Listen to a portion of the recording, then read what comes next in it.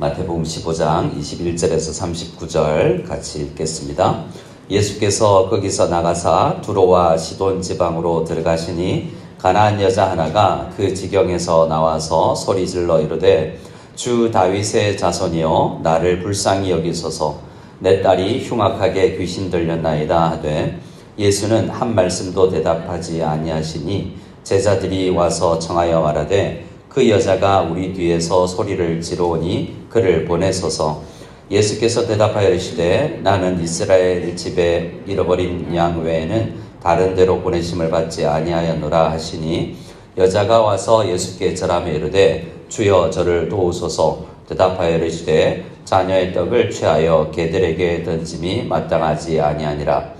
여자가 이르되 주여 올소이다마는 개들도 제 주인의 상에서 떨어지는 부스러기를 먹나이다 하니 이에 예수께서 대답하여 이르시되 여자여 내 믿음이 크도다 내 소원대로 되리라 하시니 그때로부터 그의 딸이 나으니라. 예수께서 거기서 떠나사 갈릴리 호숫가에 이르러 산에 올라가 거기 앉으시니 큰 무리가 다리 저는 사람과 장애인과 맹인과 말 못하는 사람과 기타 여럿을 데리고 와서 예수의 발 앞에 앉힘에 고쳐주시니 말 못하는 사람이 말하고 장애인이 온전하게 되고 다리 저는 사람이 걸으며 맹인이 보는 것을 무리가 보고 놀랍게 여겨 이스라엘의 하나님께 영광을 돌리니라. 예수께서 제자들을 불러 이르시되 내가 무리를 불쌍히 여기노라. 그들이 나와 함께 있은지 이미 사흘임에 먹을 것이 없도다. 길에서 기진할까 하여 굶겨 보내지 못하겠노라. 제자들이 이르되 광야에 있어 우리가 어디서 이런 무리가 배부를 만큼 떡을 얻으리까? 예수께서 이르시되 너희에게 떡이 몇 개나 있느냐? 이르되 7개와 작은 생선 2마리가 있나이다 하거늘 예수께서 무리에게 명하사 땅에 앉게 하시고 떡 7개와 그 생선을 가지사 축사하시고 떼어 제자들에게 주시니 제자들이 무리에게 주매 다 배불리 먹고 남은 조각을 7광주리에 차게 거두었으며 먹은 자는 여자와 어린이 외에 4,000명이었더라. 예수께서 무리를 흩어보내시고 배에 오르사 마가단 지경으로 가시니라. 아멘. 마태복음 15장 말씀을 시작하면 바리새인과 서기관들이 예루살렘에서부터 내려와서 예수를 만나는 장면으로 시작하죠. 이 바리새인과 서기관들이 어디에서 왔냐면 예루살렘부터 와서 의도적으로 찾아온 것입니다. 이 사람들은 평소에 만났던 바리새인들과 서기관들과 좀 달리 어떤 목적을, 그러니까 바리새인들 예루살렘의 어떤 결정을 가지고 통지하다시피 가지고 내려온 더 권위 있는 사람들이라고 하겠습니다. 그 사람들의 눈 밖으로 나면 유대 사회에서 참 힘들겠죠.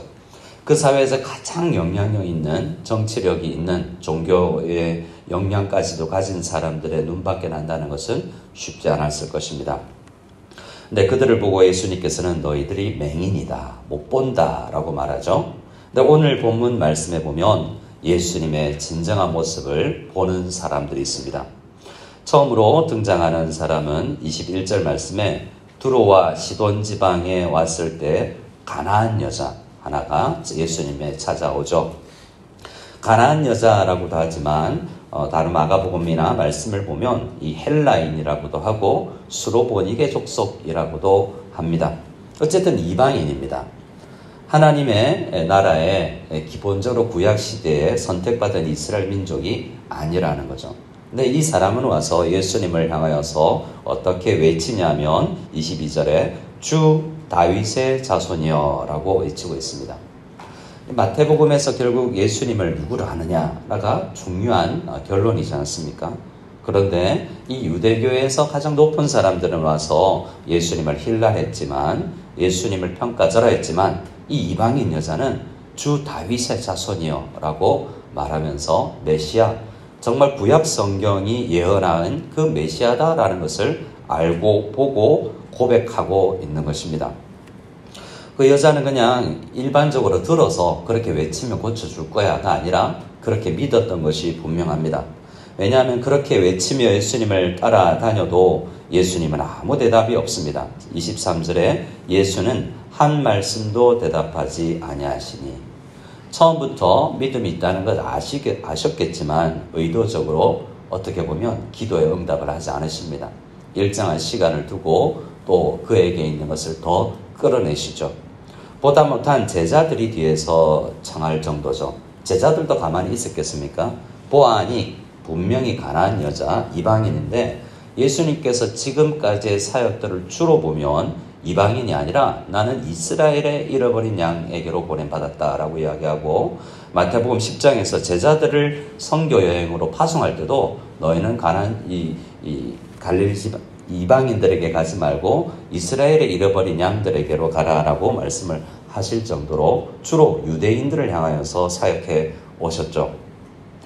그래서 제자들도 아마도 이 여인을 예수님께서 잘 안 만나주실 거라고 생각했는지 보내려고 했지만 보내지지 않습니다. 그래서 예수님께서 나서 주시라고 말씀을 했고, 24절에 예수님께서 그 여자에게 대답하되 나는 이스라엘 집에 잃어버린 양 외에는 다른 데로 보냄받지 않았다라고 차가울 정도로 이야기하는 것을 볼 수 있습니다.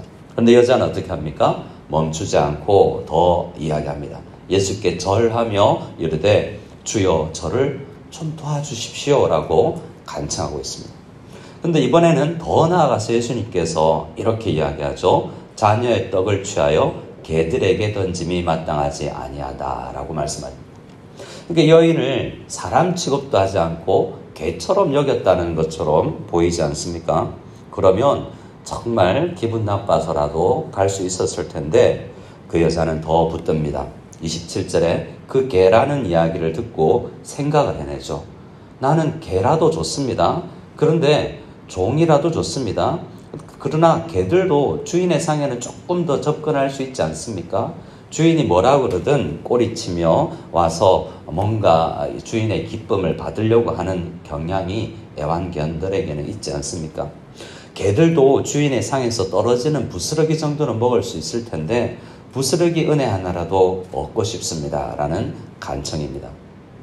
그래서 이 내용들을 주로 보면 이 여인이 그냥 딸 병만 나을 수 있다면 뭐든지 하겠다라는 그냥 끈질긴 모성이라기보다는 분명히 믿음이 있는 것을 표현해낼 수 있기 위해서 예수님께서 이런 기다림과 때로는 차별처럼 느껴지는 말씀도 하셨던 것 같습니다.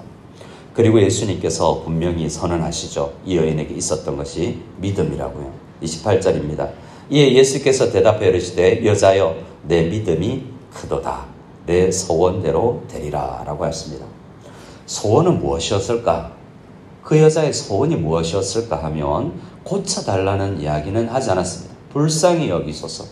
불쌍히 여겨달라는 것 중에 하나가 내 딸이 흉악한 귀신 들렸다라는 것입니다. 나를 불쌍히 여기소서라고 이야기했죠. 그러니까 이 내 딸을 좀 불쌍히 여겨달라는 게 아니라 나를 불쌍히 여겨달라고 할 때 내가 불쌍한 이유는 딸이 흉악하게 귀신 들린 것이 하나지만 더 큰 것은 내가 오히려 귀신 들린 것보다 나에게 죄가 있는 죄인이다 라는 고백이라고 할 수 있습니다. 모든 사람들은 사실은 이 소원을 가지고 있는 거죠. 내 죄 문제, 기타 내 자녀의 어떤 질병 문제, 입시 문제, 취업 문제, 경제적인 문제, 여러 문제가 있습니다만 우리의 소원의 가장 큰 것은 내 죄 문제 해결인데 이 믿음으로 인하여서 이 여인의 죄 문제가 해결되었다라는 것을 우리는 볼 수 있습니다. 그리고 나서 29절부터는 또 한 번 이 이사야서에서 예언되었던 메시아가 오셔서 하실 일들, 말 못하는 사람, 장애인, 다리 저는 사람, 맹인을 고쳐주는 내용이 또 기록되어 있죠.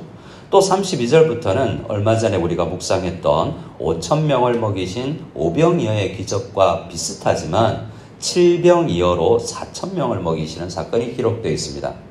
좀 동어 반복같이 굳이 앞에서 이야기한 걸 왜 다시 이야기할까 비슷한 사건을이라는 생각을 하면서 지면 낭비다라고 생각할 수 있지만 여기에 이러한 이야기를 기록해 놓은 마태의 의도가 있을 것입니다.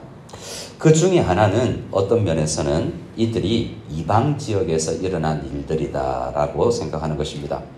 29절에 예수께서 거기서 떠나사 갈릴리 호숫가에 이르렀는데 매일 성경 우리 해설에도 이 지역은 호수 동쪽 이방인 지역인 것 같다라고 이야기합니다. 두로와 시돈 지방은 어떻습니까? 예수님께서 가버나움을 책망하실 때, 벳세다를 책망하실 때, 이 일을 두로와 시돈 지방에서 행했더라면 그들이 회개했을 것이다라고 이야기할 정도로 두로와 시돈 지방도 이 가나안 여자를 만났던 지역도 이방 지방이요. 이 갈릴리 호숫가도 이방인 지역에서 일어난 사건이요. 이 4,000명을 먹이시는 사건도 나중에 39절 말씀에 마가단 지경으로 옮기시기 전이기 때문에 그 지도를 쭉 보면 이방 지역에서 있었던 일이다라는 것을 생각해낼 수 있습니다. 또 하나의 차이는 어떤 학자는 이런 것까지도 이야기를 하는데요. 37절에 사람들이 7병이어의 기적으로 4,000명이 먹고 남은 조각을 모아봤을 때 7 광주리라고 이야기하죠. 근데 5병이어의 기적 때는 12 바구니라고 했습니다. 바구니와 광주리의 차이가 있죠. 마가복음에서도 분명히 바구니와 이 바구니와 광주리를 차이를 기록하고 있습니다. 물론 요한복음에서는 이 바구니라고를 다르게 쓰고 있지만 학자들은 광주리와 바구니의 차이까지도 있다라고 이야기합니다. 주로 이방 지역에서는 광주리라는 단어를 사용했다라는 거죠. 그리고 또 하나 이 기적을 경험했을 때 31절에 병이 나은 사건들을 보고 무리가 놀랍게 여겨 어떤 하나님께 영광을 돌리냐면 이스라엘의 하나님께 영광을 돌리죠. 이 시점도 이방인들이 많이 섞여 있는 가운데서 이스라엘의 하나님은 진짜 하나님인가 보다 라는 고백을 하는 것 같다라는 것입니다.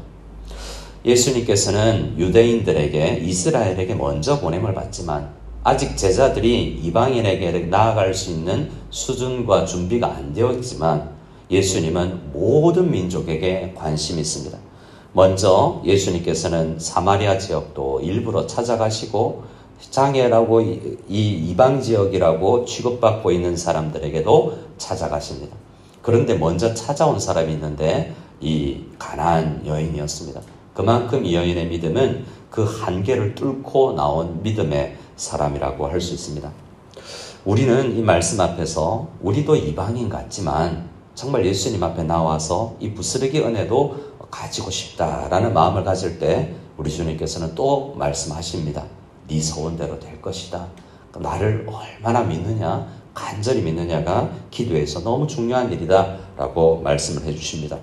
그리고 은혜 받은 우리에게는 예수님의 제자들에게 이제는 이방으로 가지 말라라는 말씀하지 않고 마태복음의 마지막은 어떻게 끝납니까? 모든 민족을 제자로 삼아라. 모든 지역으로 가라라고 우리 주님께서는 말씀하시며 내가 함께 있어 줄게 라고 약속하셨습니다. 이 아침에 우리는 은혜 받고 가정으로 직장으로 나아가서 하루를 시작할 것입니다. 우리 이 아침에 간절히 찬양했던 것처럼 하나님 은혜를 성원합니다. 기도 시간에 복을 주실 줄 믿습니다. 간절히 기도하며 나아갈 때 이 여인처럼 다윗의 자손이요 주여 저를 도우소서 나의 소원을 들어주시옵소서 간절히 외칠 때 주님께서 응답하여 주시는 놀라운 은혜가 있기를 소원합니다.